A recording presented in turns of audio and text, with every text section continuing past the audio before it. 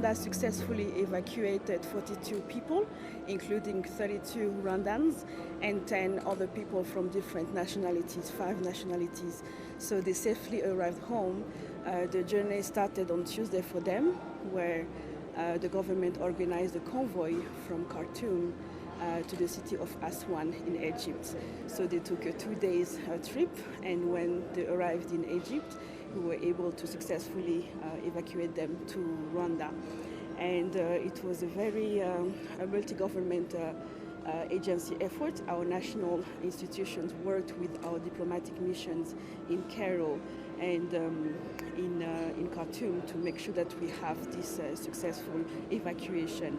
Of course, we are very thankful to the government, to the Arab Republic of Egypt for their warm hospitalities extended to our citizens during this difficult time.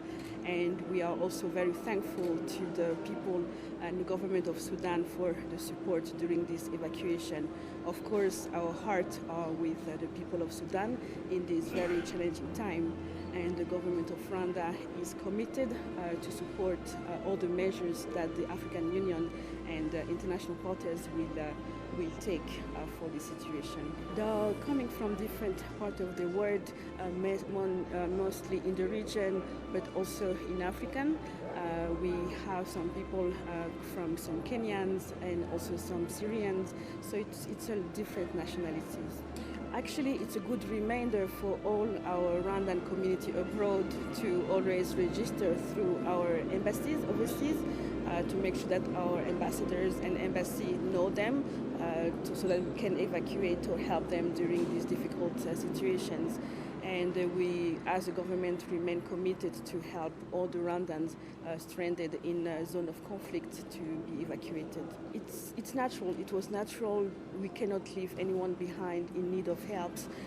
When they approached us, it was natural for us to welcome them home to Rwanda as a country that is open to anyone. We will, of course, choose, they are safe first, because the safety was a priority for them, and they have identified Rwanda as a safe place, so they will stay here for a couple of days or weeks or whenever they want to stay, and when they are ready to go back either home or to Khartoum, they will take their choice, they will make their choice. For now, as we speak, we are aware of 2 Rwandans that have chosen to remain in Khartoum for their personal reasons, but whenever they need any support, of course, we are open, but for now they chose to stay in Khartoum. We thank God for everything, and we're grateful to be home. And as I said, I come from Kenya, yes, but Rwanda has always been home, so this is my home. So we are, as a family, happy to be back home again. I think it will take time to even reflect back on what exactly happened, because it was April 15th, early in the morning, getting up, ready for the day, and it's weekend, and then we had some gunshots, and things escalated so fast that we did not know what hit us. And so it's been a roller coaster of events, things getting worse by the hour, with the missiles going, with the heavy machinery, and machine guns, whatever these weapons of war that are used. So it has been a very terrible experience living in the city, and then within that city you cannot go to the market, you cannot go to the airport, you cannot go to any other place. So we were locked indoors for so long, and the escape was almost impossible from the city. For me, I stand here to thank God first, and also to thank the Rwandan government so much. I think every time I'm in Rwanda, or any time I'm even out of Rwanda, I associate myself a lot with the Rwandan community. And the first thing we did was register ourselves with the Rwandan embassy when we landed in Khartoum. Even in other places, we've also worked and lived in other places before. And the Rwandan embassy has come through for us in so many ways. So we actually are standing here today because of the Rwandan government, Rwanda Air, the Foreign Affairs Ministry, the Rwandan Embassy, the Rwandan Ambassador and his team. They have worked tirelessly. I hope now they can find some sleep because it's been really, really hard. Even with the ambassador himself traveling with the team for several days by bus, more than 1,200 kilometers to the border with so many challenges along the way. Some of us have had to sleep on the floor for several days, bare floor, no food, no water, maybe just biscuits and some soft drinks we could find. And with a 2-week-old baby. At that time, the baby was about a week old by the time the war broke out. And so it has been very hard. And one of the things that the Rwandan Embassy has also helped us a lot was, on the Thursday after the war started, we were to go back to the hospital and get documents for our baby, but we were not able to. So we did not have any papers at all.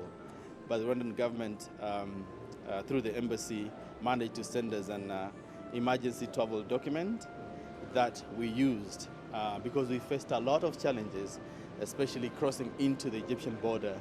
The bureaucracy was unprecedented, even in times of war. And so without the Rwandan government and support, it would have been almost impossible for us to be here today.